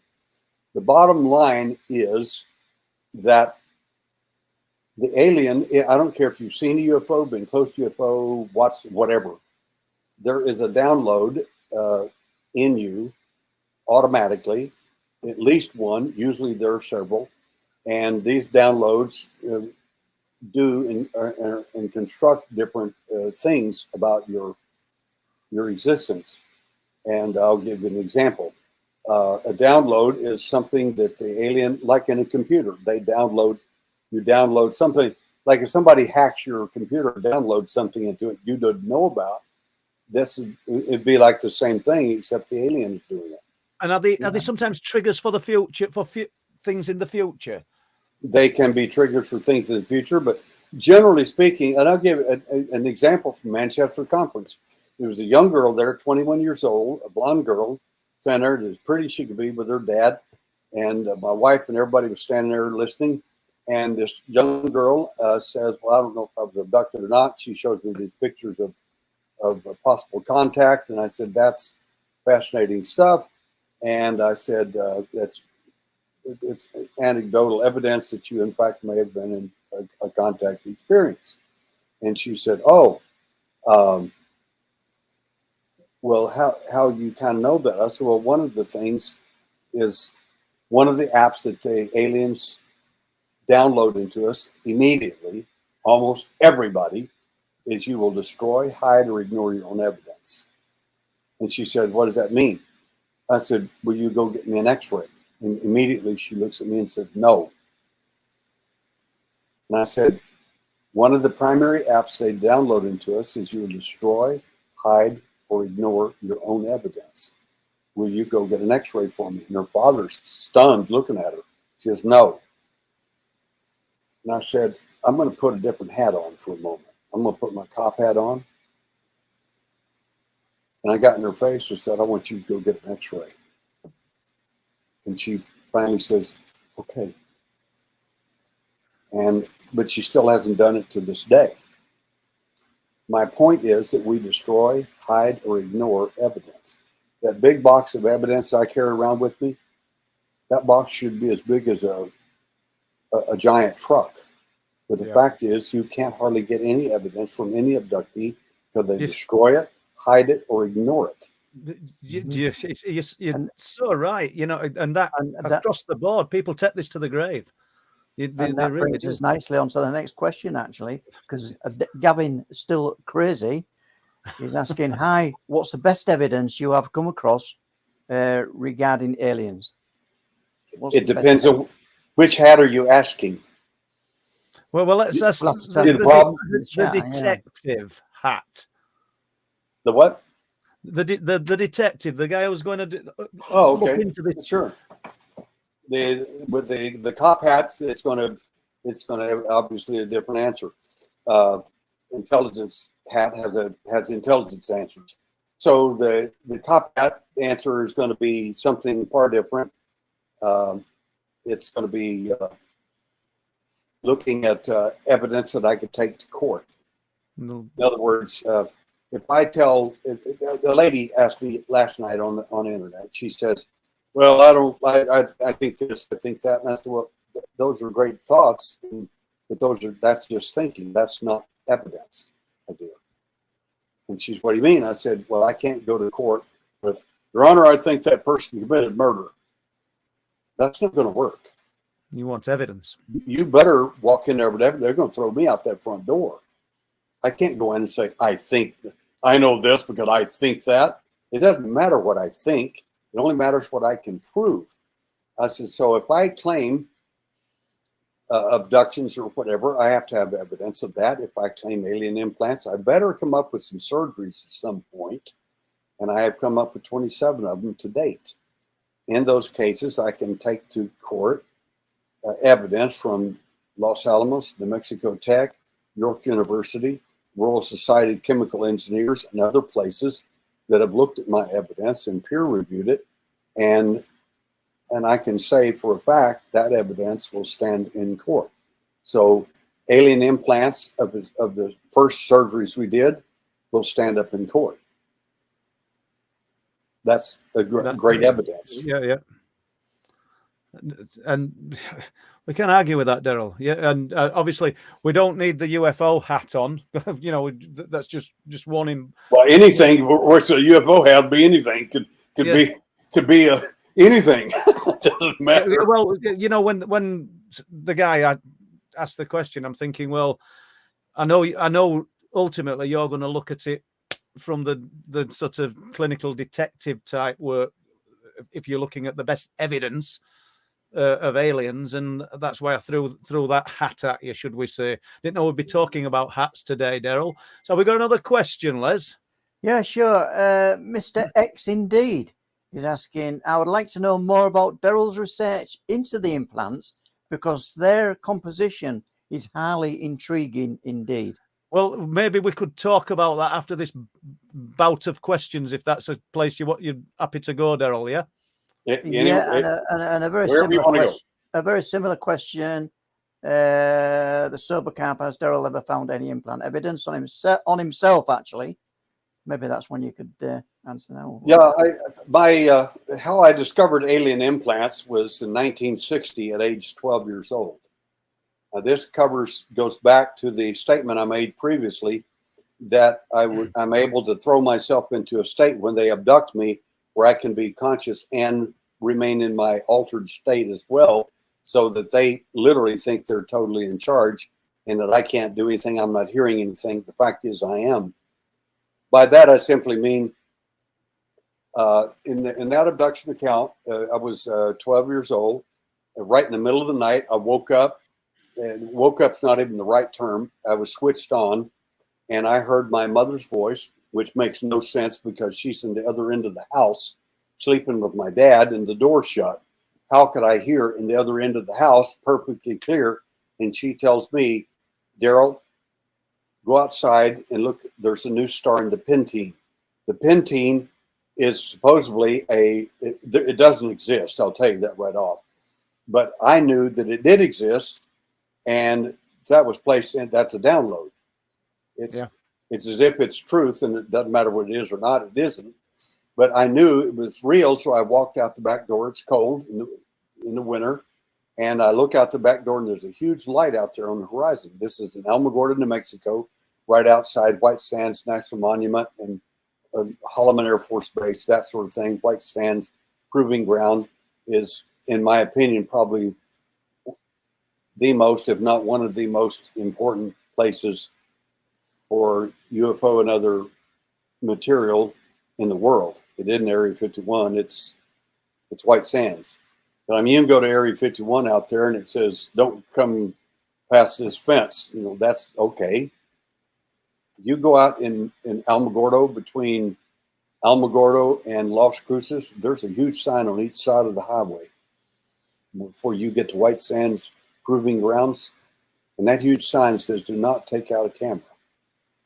If you do, you will be arrested and tried, and your consideration will be that you're a spy." That's just for having a camera. Yeah. Period, on the main highway. So anyway, the bottom line is that this bright light showed up, and it was kind of like the movie Phenomenon. A bright light, and bang! All of a sudden, I know I'm inside a circular room with my feet elevated about 11 degrees, and the same aliens are around me again, and the little worker guys and with the low IQ and the doctor type, and they don't realize I can hear them talking. What they're discussing is not what I'm hearing. In other words, it's okay, it won't hurt, and all that. That's a lie. It's going to hurt a lot, I can tell you that. I was screaming when it happened. Anyway, they took a large needle about 8 inches long with a silver sphere on the end of it, inserted up my nasal passage, and when they pulled it out, it broke the bones. They jammed it in there, broke the bones. I felt the needle like device go behind my eye. And the fascinating thing is, when the needle came out with blood on it, it didn't have the silver sphere. So anyway, I heard what they were going to do, and I couldn't. When I say that, you have to understand the way the alien communicates. They don't speak in like words. They speak in concepts, imagery. And they described what they were describing among themselves and going to do. I overheard, and I started crying. And I said, "Why in the world would anybody do something like that to me? I've never harmed anybody in my entire life." And so when I went to NMSU later, that's 6 years later, I began to study in psychology, anatomy, and so on, trying to figure out what it is they did to me. I knew what they said, but I don't have the science to back that up. So I'm looking at the science to back it up. I found out what it was they were describing, and what I found out was profound. Number one, because I was amazed at how not so far into the future they are ahead of us. They're no more than 15 to 50 years ahead, period. And that was confirmed by Dr. Bob Wood himself, one of the top people in the UFO field. He said, "I came to the same conclusion you are." And again, if you've got a UFO hat on, they're millions of light years ahead of us. No, they're not. Evidence doesn't show that. It doesn't show it. They're 15 to 50 years ahead. And what I was amazed at is that there were no more than 15, 50 years ahead. And that's why they were using a procedure that was no more than 15 to 50 years ahead of us. And now I'm reading about it in college. So that was amazing.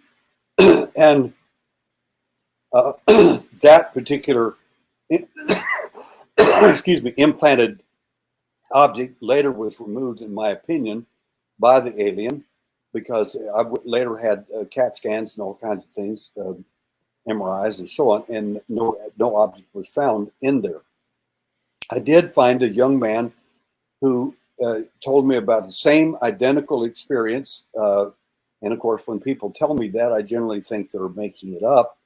And I asked him, "Do you have any evidence of that?" And he showed in 1960, same exact experience. And amazingly, he sent me the x-rays with the little metal sphere right behind his eye, exactly where mine was. And I have that x-ray. And I was stunned. The guy was telling the absolute total truth. Yeah. Daryl, how do you know, and you must have thought of this, that you're not being played? How, you know, no, yeah, but you talk about the aliens. That's right.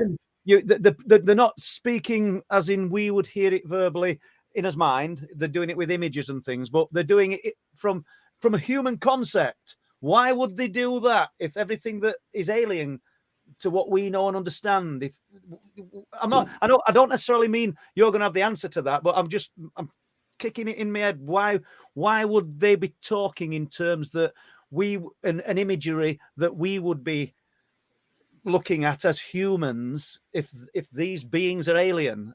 Could you be being played? Well, first of all, they're dealing with a human subject. They're using a human brain, so they're going to be discussing human morphology and so on. So that kind of made sense. But you did mention something that I thought I would like to address, because I think your audience would love to hear this. Is you're not going to insult me now, are you? No, not you personally. No, only those around you.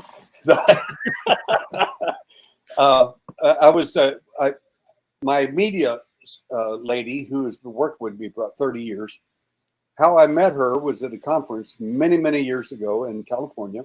I just finished speaking, and she walked by, and I said, is there any questions I can help you with or anything? And she said, no, I'm not a groupie. And I said, I didn't think you were.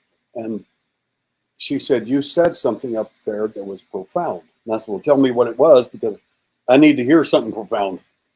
And she laughed and said, you said that the best investigators are spoon-fed by the alien. I said, I did say that. She looked at me intently, very smart woman. And then said, how do you know that you're not being spoon-fed? That's exactly what she said. How do you know that you're not being spoon-fed? And I said, well, young lady, I said, I'm an abductee. And I said, I'm part of this program. And I said, I didn't say all investigators are spoon-fed. I said, only the best. And she said, what do you mean? I said, just exactly what I said. I said, the point is, they're the ones that everybody listens to. And they're the ones that people are going to be asking the big questions of. I said, the only difference between me and them, I know when I'm being spoon-fed. Yeah. And she said, could you give me an example? I said, sure. I said, what am I known for? What's the big one that Daryl's known for? She said, well, alien implants. I said, thank you. I said, how do you think all that comes to me? I said, I'm being spoon-fed a lot of the information, not all of it, but a lot of it. She said, why did they do that?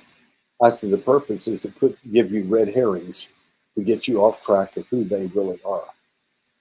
Period. Yeah. What the alien plan actually is. If they really function like an intelligence community, it's like walking up the front door of the CIA and say, tell me all your big secrets. You know, they're going to laugh in your face until you get off the property. It's not going to happen. No. And jumping from that, because I think I know what your answer is, but I want to ask this anyway. I think we can take from it that it wouldn't matter to the alien, to the being, the other intelligence, should we say, whether it was dealing with Einstein or me, it would treat us all the same. But are they looking for anything within the human, specifically? Are they looking for genetic superiors, physical superiors, the physical specimen? Are they looking for mental superiors, or people that think differently, Asperger's, autistic people? Have you come across any particular trait that seems to attract the alien more than another? I have. I've got several answers for that. The first simple one is that we developed some statistics in the 1980s. And one of the statistics was 45% of the people taken will be Native American, Indian, Irish, Celtic, and Scottish. And of course, when I went to Istanbul, Turkey, they all said, We loved your work. We thought you were one of the best speakers we ever heard, blah, blah, blah, and all that. I said, okay. And he said, but you have one thing you're completely wrong on. I said, well, please help me out here. And they said, we're not Native American. I said, well, that wouldn't change anything. I said, the fact is, if you weren't Native American, you'd be one of the 55% that aren't Native American, Indian, Irish, Scottish, Celtic, correct? He said, yeah. I said, but the fact is you are. And, no, we're not. Yes, you are. No, you're not. Yes, you are. So that was 23 years ago. 2 years after I left Istanbul and came to the United States, a professor in Ankara, Ankara, and the capital of Turkey,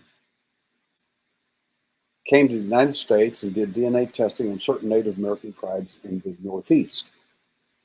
Took the samples home, and then he did certain DNA testing on the population of all the different kinds of Turks around Turkey. And then he published his results. And they had the biggest powwow you ever saw in Turkish history. They found out they're Native American just like me. Really? And they all wrote me back, oh, Daryl, we're so excited.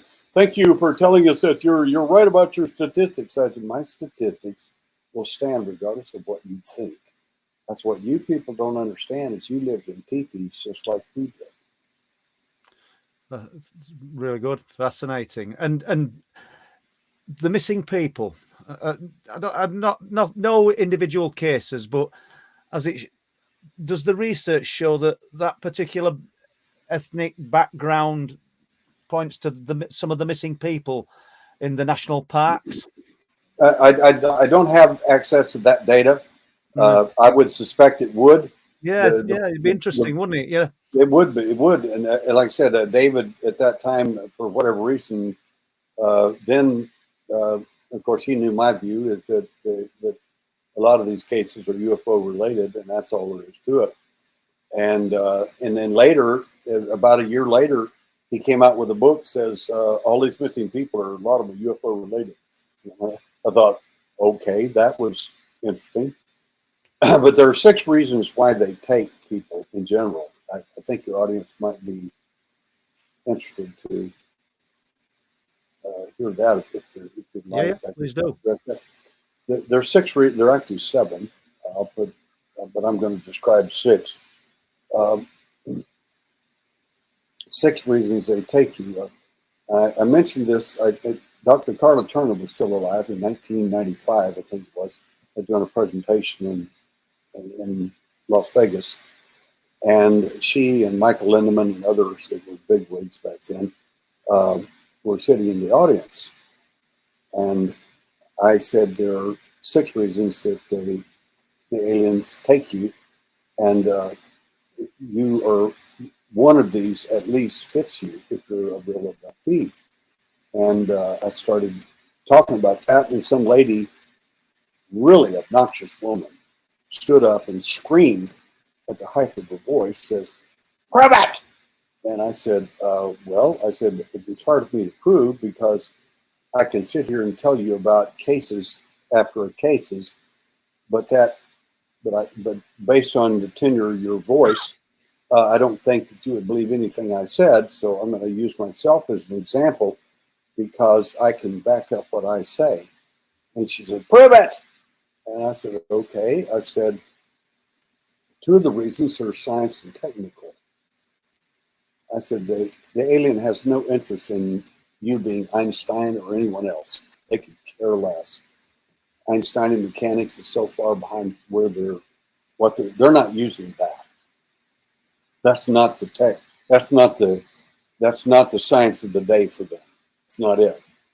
So science and technical is interesting. I said, and they're not interested in your skills as a great engineer or whatever. They could care less about any of that. Doesn't mean a thing to them. So why would they be taking you if science and or technical fit you? Because you don't process data in the science and the technical realm. Other people do. And I'll get to what that means in a moment. And then I said the second group is spiritual and psychical. They don't care if you're Gene Dixon or any other spiritual or Billy Graham or any other spiritual person. They don't care about that. Doesn't mean a thing to them. That's not what they're looking for. That's what they're looking for are people that don't process that data like other people do. And then I said the last two groups will fit me more than the other four. And she said, what's that? And I said, people who can learn physically or psychologically things without being taught or without much instruction. Prove it. And I said, okay. And everybody got real mad at this lady at that time. They wanted to throw her out. And I said, and of course I can say this now, I'm a fourth degree black belt in the Shotokan and Goju-Ryu in the martial arts. And she said, a lot of people got black belts in the martial arts. So what? And I said, yes, but I said, some schools are far harder than others to obtain your black. I said, some Taekwondo schools, you can practically sign up and get your black belt in advance if you like. And I said, but these type schools are that I'm talking about in Japan, it's like getting a college degree to end up with the third or fourth degree black belt. So she says, so what? A lot of people got that. I said, well, but you probably had an instructor. I said, young lady, I've never had it. You didn't. I said, never. Yeah. And I said, and I can sit here and blow air at you all day, and it doesn't mean a thing because I can't prove it to you in any sense of the word you can understand because you're not a martial artist. If you were, I could prove that fairly easily. Yeah. I mean, beating you up wouldn't prove much of anything to anybody, would it? So I said, that doesn't prove anything. So she says, well, give me an example. I said, well, I have a master's level at NLP. And she said, so what? A lot of people got that. And I said, yes, but they probably had an instructor. That's you're missing my whole point here. I don't process information, and I'm not bigger, better, or anything than anybody. I just process data differently. Differently, yeah. And she said, what do you mean? I said, I've defeated 3 masters in the martial arts, and I've never even had an instructor. I said, that's not going to happen, even accidentally. It's not going to happen. And she says, well, name something else. I said, well, I taught myself firewalking when I was 14 years old. Well, Tony Robbins been teaching that to. I said, you're not listening to me at all. You're not hearing a word I'm saying. I said, what I'm telling you is I taught myself firewalking at age 14 in Oklahoma by myself when Tony Robbins was in diapers. Are you getting my drift? I said, and since you want to be a 3-alarm idiot and people are really getting tired of you, I like a challenge, so I'm going to offer you one. If the hotel will allow it, we'll build a fire here. Or we'll build a bed of about 30 feet long of broken glass, and I'll show you how to walk and run over it without getting injured or walk over the fire. Because I can transfer my abilities to you. Now, let's put it on you. Are you up for the challenge, or you want to sit down? She sat down. Not another word. Very good, Daryl. Thank you. And I want to take you in another direction, and I know you'll have spoke about it before, but I can't believe time's gone so quick because I wanted to talk about the fluorescence and everything. But a lot of people on our channel love cryptid-related stories, and when we spoke a few days ago, you told me that you said, I've got a story from a good friend of mine who's had an encounter with a strange creature. Would you mind telling us about it, Daryl? I'd love to. Could I know you've written a book about it, and I encourage everybody to read your book because I haven't written one on it, and you know infinitely more than I do about that. So no, I'm fascinated to hear this. This is just a story that came to me from a friend of mine. He's ex-CIA. He's the real guy, and I'll set it up by telling this quick story.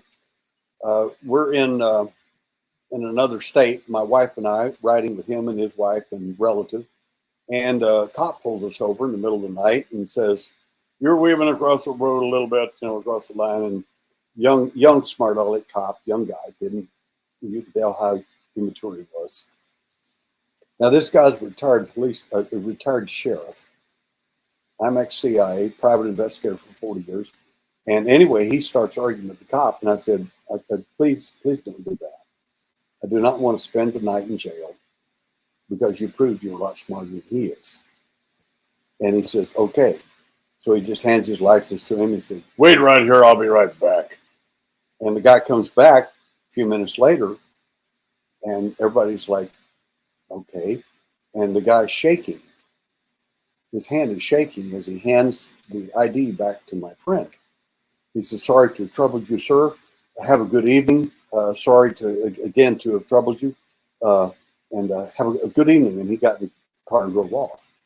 And my wife looks at me and says, "What in the world was that all about?"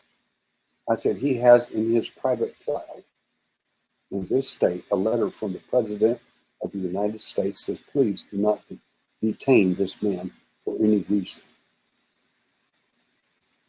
Can you imagine what would happen if you did?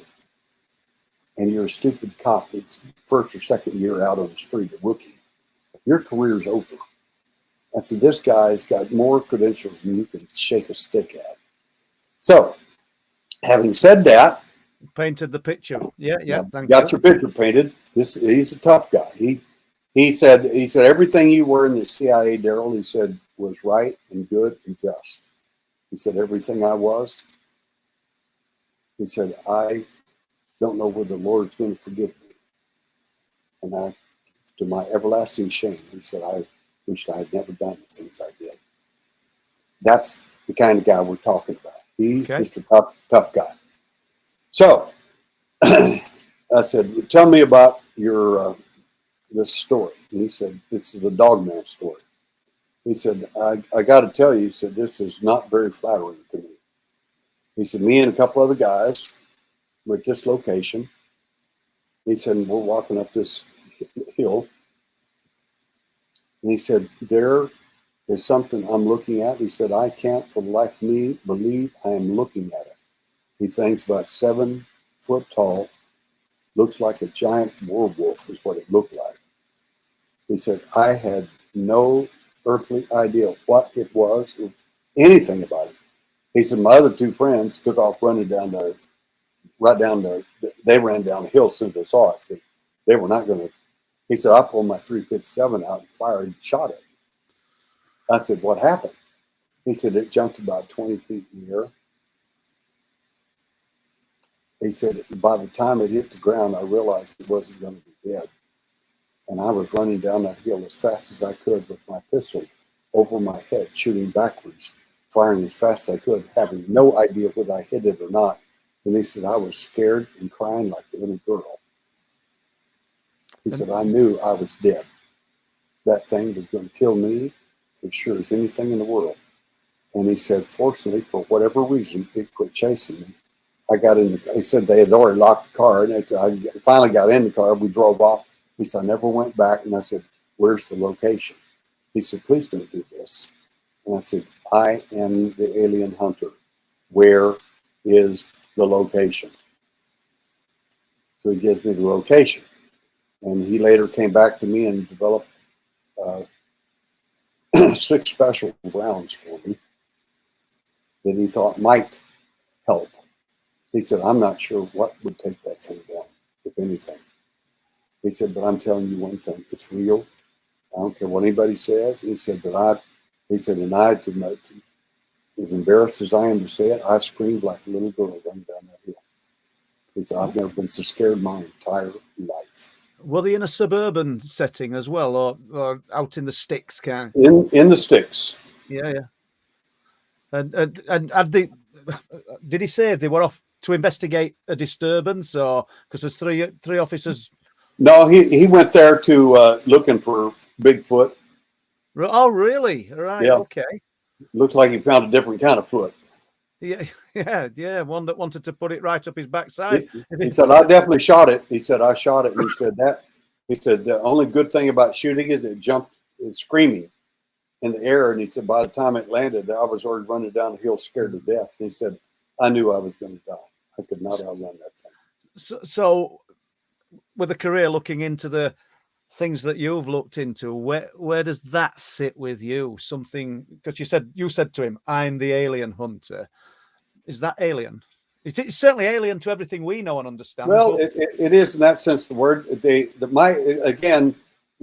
have to go to my cosmology to understand this stuff, because I'm speaking a little different language than some of the other people that are, like I'm describing the aliens, the 6 or 7 primary aliens as simply made, hatched, cloned, or manufactured beings. They're transgenic beings from planet Earth, made by these other beings. So my thinking, and it would take we'd have to do a whole show just on this one case that I have, because you're one of your brilliant people that asked the question, what's your best case? Well, that depends on which hat. If you had asked the intelligence hat that question, I'd said the December 8th, December 11th double mass abduction of 8 people in 2 states and several cities, where all of them were taken with small craft to a huge craft, approximately 50 miles thick, 600 miles across, located near the moon, and it was filmed by a film group out of Japan at the time. And we had absolutely an amazing case, an alien implant, an ocular implant fell out of a lady's eye the next day at work in front of her boss. I got the implant, still have it, and all these different things. And guess who shows up? All the aliens showed up and lined up, scared to death, sitting in front of 2 guys in big chairs. And these guys, the guys in the big chairs are not aliens. Right. They're the boss. They are in charge. And the reason they're having this big meeting is because I used my skills that I learned in the CIA and also in other areas to set a trap for the alien. And the trap was they're going to abduct these people anyway. So I got a volunteer, a lady who was a contactee. She's not an abductee. She likes the alien. She thinks they're here to help us and all that. We don't get it. So that's why I used her. And I said, may I use you for a testing that I want to do? And she said, what is it? And I said, I can't tell you. I can't tell you a thing. And she said, you've helped us for 20 years, never charged us a penny for any of this stuff you do. And God bless you, and I'll be glad to. She says, what do I need to do? And I looked at her and smiled and says, sleep. And her head fell forward. And then I installed in her information from another abductee that had no clue what his information. When I heard the information from him, I was stunned. I thought, man, if that information is accurate, and it may not be, but if it is accurate, that's going to be some pretty damning information on the alien. So, was the information advanced knowledge of an abduction? Well, it was advanced information of what they were doing. Yeah. That they didn't want anybody, stuff like I would overhear, but he overheard it and didn't realize he had that skill and didn't know it. And when I heard that, I got the information from him and I programmed it into her as if it were a memory. I installed amnesia on the backside of the memory so they wouldn't know where it came from if they dug into it. And if they did, and then I programmed an amnesia on the front side of the memory to only go off when she was 20 inches in front of the alien. Well, about a month later, she gets abducted, and then lo and behold, she blurts out all this information. And she said, I've been abducted since I was 3 years old, and for 30 years, I have never seen emotion on his face until then. She said, when he downloaded that information, he was horrified. He was visibly upset. And when he told his leaders about it, of course, they caused a mass abduction of December 8th and December 11th, 1992, which they took my senior investigator and 7 other people in 2 states and several cities, all abductees of mine. And the first question the big guy sitting in the big chair asked in front of Bigfoot, the Nordic, and all the other aliens standing there, all 7 models, Why did he do this? And Dale was stunned. He said, because they speak in concepts. You know, he said, I saw your face image, the whole story instantly. And he said, I don't know. I didn't know. I don't know anything about it. He said, the guy got mad. He said, when he gets mad, he said, all the aliens will begin to shake because they realize your life could be over if he's displeased.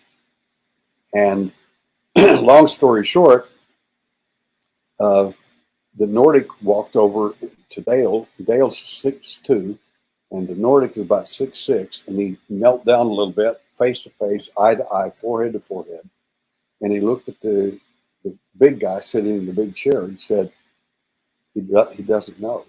He's not lying, in other words. And anyway, long story short, like I said, it'd take an hour to go through, 2 hours to go through it. But the point is, we got physical evidence of that case, absolutely astounding evidence on Dale's house.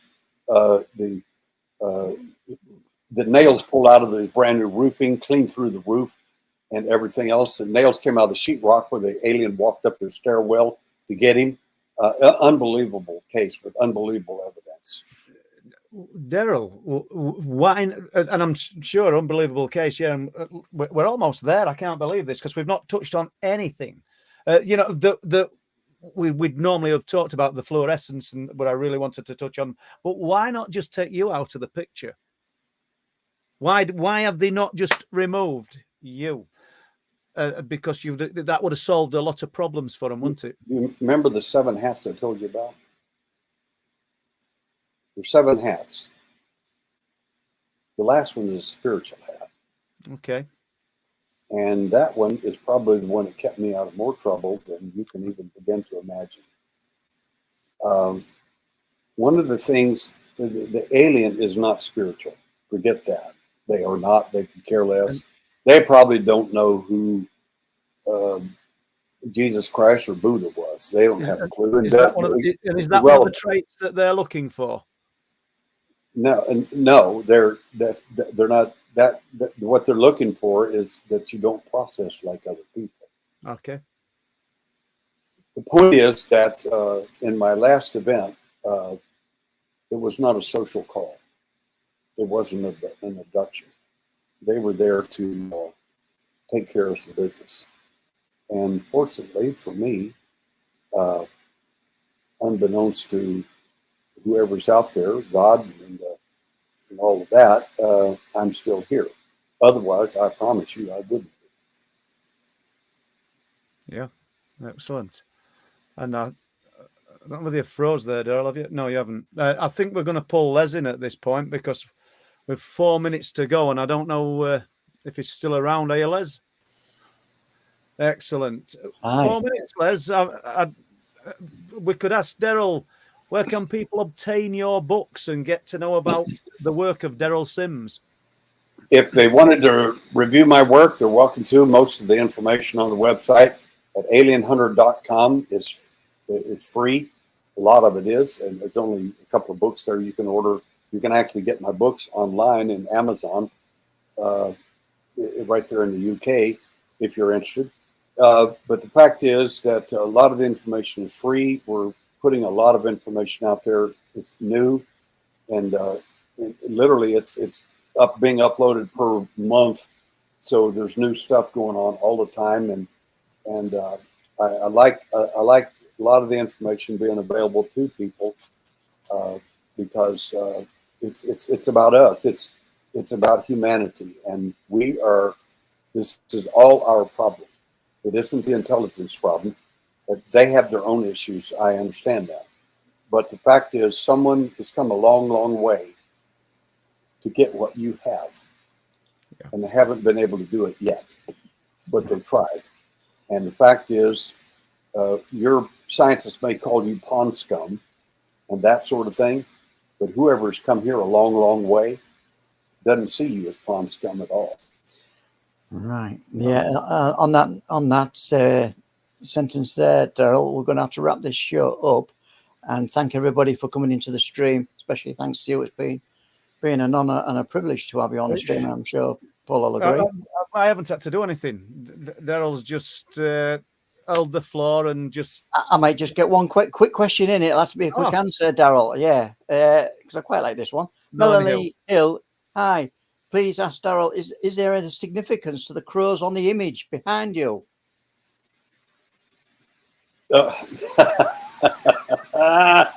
Yes, I am of Native American descent, and that is someone praying over a dead buffalo. Yeah. And That's that was the imagery. Thank you for bringing that up. That's a good question. On that note, we really have to go, Daryl. And I got to thank you, Paul. And I got to thank you. Thank you, Daryl. Thank you. And on behalf of Les, thank you. Yeah, My and pleasure. thanks, Alison, for doing the moderating, and thanks for everybody coming into the stream tonight. We'll see you next time. When is the next one, Paul? Next Thursday, Q&A. we'll be talking. Q&A. We're doing a Q&A. We're doing a Q&A Sunday. Yeah, so tune in Sunday. Fire some questions at us. Challenge us a little bit, our tiny brains, and we shall have a go at that. And then on Thursday, we'll be talking to Rick Allen. And that should be interesting as well. So we'll update you a little bit during the week. So thank you, everybody. Okay, good night.